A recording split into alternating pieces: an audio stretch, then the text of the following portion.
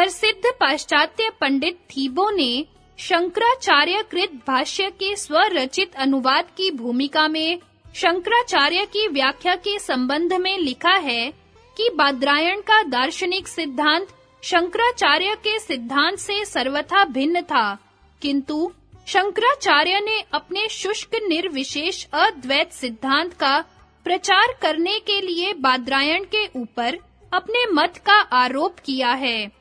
इसलिए ब्रह्म सूत्र के शांकर भाष्य को पढ़ने से सूत्रकार का वास्तविक सिद्धांत नहीं मालूम हो सकता। इनकी समालोचना के अनुसार ही पूर्ववर्ती बहुत से समालोचकों ने स्वामी शंकराचार्य के विषय में ऐसा ही मत प्रकट किया है। प्राचीन काल के रामानुजाचार्य ने भी ब्रह्म सूत्र के व्याख्यान के प्रसंग में स्वामी शंकराचार्य के व्याख्यान के ऊपर विभिन्न स्थलों पर दोष दिखलाए हैं। रामानुजाचार्य के पूर्ववर्ती आचार्य भास्कर ने अपने भाष्य के आरंभ में लिखा है कि शंकराचार्य ने सूत्रकार के अभिप्राय को गुप्त करके अपना सिद्धांत ब्रह्म सूत्र के भाष्य के बहाने प्रकट किया है। संभव है उपर्युक्त समालोचनाओं में अतियुक्ति से काम लिया गया हो, क्योंकि ब्रह्म सूत्र के भाष्यकारों में अपने संप्रदाय से भिन्न विचार वालों के प्रति प्राय ऐसी ही शैली चल निकली है, किंतु बादरायण के मूल सूत्रों पर सांप्रदायिक पक्षपात से रहित होकर स्वतंत्र विचार से दृष्टि डालने से यह स्पष्ट प्रतीत होता है कि अन्य सब दर्शनकारों के सदृश उनमें भी सांख्य और योग के द्वैत सिद्धांत का ही प्रतिपादन किया गया है, जो स्वामी शंकराचार्य की अद्भुत विद्वता द्वारा निर्विशेष अद्वैत सिद्धांत के रूप में दिखलाया गया है। ब्रह्म सूत्र में वैदिक दर्शनों का खंडन नहीं, प्रत्युत श्रुतियों के साथ उनका समन्वय है और बादरायण से लगभग 2500 वर्ष पश्चात भगवान बुद्ध का जन्म हुआ है, जिनके संप्रदायों का ब्रह्म सूत्र के शांकर भाष्य में खंडन किया गया है। वास्तव में यह बात प्रतीत होती है कि स्वामी शंकराचार्य के समय में सारे भारतवर्ष में नास्तिकता फैल रही थी और अवैदिक मतांतरों का सब ओर प्रचार था। तांत्रिक संप्रदाय, पाशुपत और पांचरात्र तथा शाक्त मत वालों की नास्तिकता बढ़ रही थी। बौद्ध धर्म, जो एक प्रकार से सांख्य और योग का ही रूपांतर था, जिसके निवृत्ति मार्ग में भगवान बुद्ध ने अन्वय व्यतिरेक करते हुए समाधि द्वारा नेति रूप स्वरूप अवस्थित प्राप्त करना सिखलाया था। सौत्रांतिक, वैभाषिक, योगाचार, माध्यमिक आदि संप्रदायों में विभक्त होकर अपने उच्च आत्म और चैतन्यवाद से विच्युत होकर जड़वाद की ओर झुक रहा था और बहुत संभव है कि इस जड़वाद के प्रभाव में उस समय के कोई दार्शनिक विद्वान भी वैदिक दर्शनों से अनीश्वरवाद को सिद्ध करने में प्रवृत्त हो रहे हों। इसलिए इस सारे अवैदिक और नास्तिक वातावरण को वैदिक धर्म में परिवर्तित करने के लिए स्वामी शंकराचार्य को पाशुपत, पांचरात्र और शाक्त संप्रदायों के साथ-साथ वैदिक दर्शनों के भी खंडन की आवश्यकता हुई हो और जड़वाद के स्थान में अद्वैत चैतन्यवाद स्थापन करना आवश्यक समझा हो। यहाँ वैदिक दर्शनों में विशेषकर सांख्य और योग के द्वैत सिद्धांत को संक्षेप से बतलाकर उसकी शंकर के अद्वैत सिद्धांत से सामान्य रूप से तुलना दिखला देना पाठकों की जानकारी के लिए उचित प्रतीत होता है। सांख्य योग का द्वैत सिद्धांत।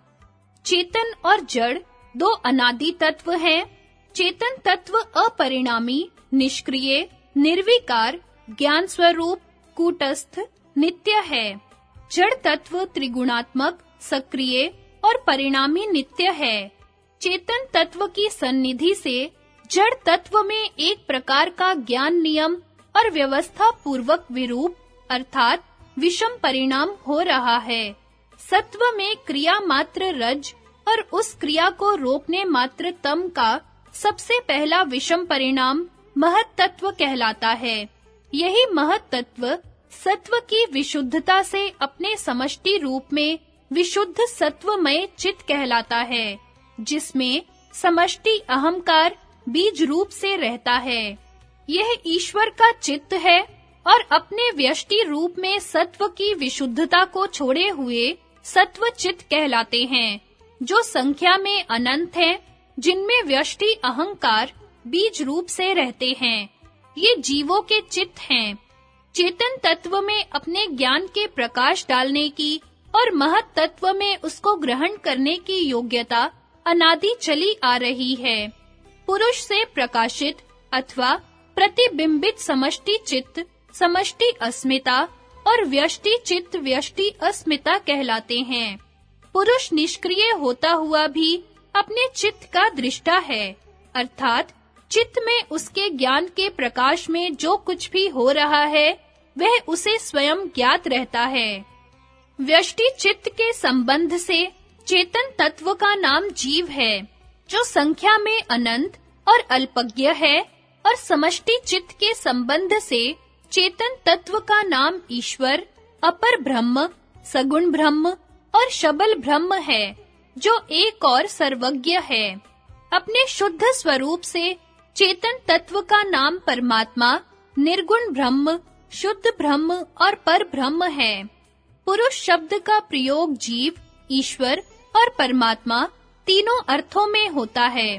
दूसरा विषम परिणाम अहंकार है, अर्थात पुरुष से प्रकाशित अथवा प्रतिबिंबित महत् तत्व ही रज और तम की अधिकता से विकृत होकर अहंकार रूप से व्यक्त भाव में बहिर्मुख हो रहा है। यह अहंकार ही अहम भाव से एकत्व, बहुत्व, व्यष्टि और समष्टि रूप सब प्रकार की भिन्नता का उत्पन्न करने वाला है।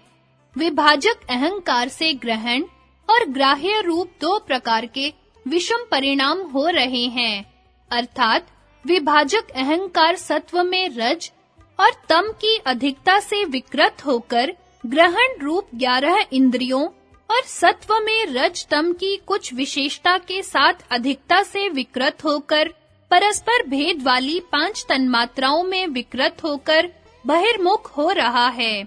पांचवा विषम परिणाम 5 स्थूल भूत है, अर्थात अहंकार से व्याप्त पांचों तन्मात्राएं ही सत्व में रज और तम की अधिकता से विकृत होकर पांचों सूक्ष्म और स्थूल भूतों में व्यक्त भाव से बहिर्मुख हो रही हैं। इस प्रकार बहिर्मुखता में महत् तत्व की अपेक्षा अहंकार में, अहंकार की अपेक्षा 11 इंद्रियों और 5 तन्मात्राओं में और तन्मात्राओं की अपेक्षा पांचों सूक्ष्म और स्थूल भूतों में क्रमशः रज तथा तम की मात्रा बढ़ती जाती है और सत्व की मात्रा कम होती जाती है। यहाँ तक कि स्थूल जगत और स्थूल शरीर में रज तम का ही व्यवहार चल रहा है। सत्व केवल प्रकाश मात्र ही है और महत् तत्व में प्रकाशित अथवा प्रतिबिंबित चेतन तत्व भी उपर्युक्त राजसी तामसी आवरणों में आच्छादित होता हुआ स्थूल शरीर और भौतिक जगत में केवल झलक मात्र ही दिखलाई दे रहा है। यह सब अवरोह क्रम है। इससे उल्टे आरोह क्रम में जितनी अंतर्मुखता बढ़ती जाएगी, उतनी ही रज तथा तम का विक्षेप आवरण हटकर सत्व का प्रकाश बढ़ता जाएगा और उस प्रकाश में चेतन तत्व की अधिक स्पष्टता से प्रतीति बढ़ती जाएगी। इस प्रकार अंत में गुणों के सबसे प्रथम विषम परिणाम रूप चित्त को भी सर्ववृत्ति निरोध द्वारा अपने कारण में लीन करके शुद्ध चेतन स्वरूप में अवस्थिति प्राप्त की जा सकती है। व्यष्टि चित्तों में जो लेश मात्र तम है, उसमें बीज रूप से अविद्या विद्यमान है। इस अविद्या क्लेश से क्रमशः अस्मिता, राग, द्वेष, अभिनिवेश, क्लेश और उनसे सकाम कर्मों से उन्हीं के अनुसार कर्माशय, कर्माशय के अनुसार जन्म, आयु और भोग तथा उनमें सुख और दुख उत्पन्न होते हैं।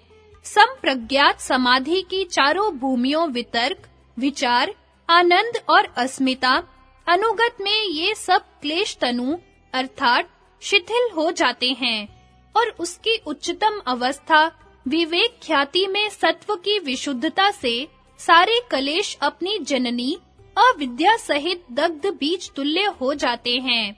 अब वही तम अपने अविद्या रूप धर्म को छोड़कर इस सबसे उच्चतम सात्विक वृत्ति को स्थिर रखने में सहायक होता है। सर्व वृत्ति निरोध रूप असंप्रज्ञात समाधि में चित्त में कोई वृत्ति न रहने के कारण दृष्टा की शुद्ध परमात्मा स्वरूप में अवस्थिति होती है।